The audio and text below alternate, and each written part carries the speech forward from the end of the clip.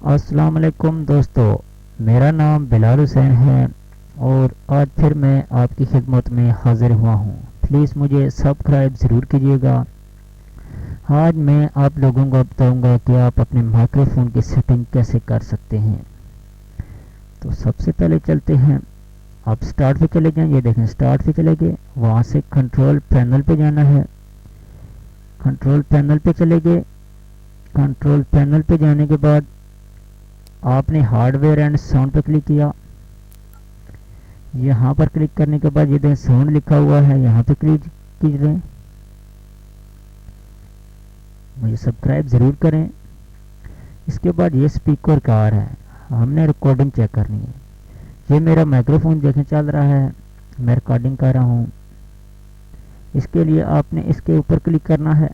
जैसे क्लिक करेंगे यहाँ पे ये देखें प्रॉपर्टीज़ लिखा हुआ आ गया।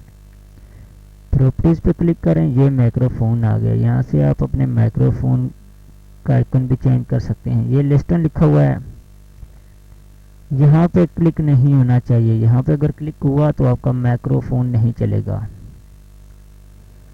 यहाँ पर ये देखिए माइक्रोफोन, यहाँ से आप इसे ऊपर कर सकते हैं। ये देखें,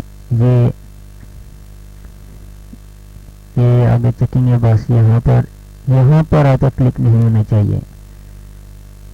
इस तरह से आपका माइक्रोफोन सही चल पड़ेगा। ये देखें मेरा माइक्रोफोन बिल्कुल ठीक है।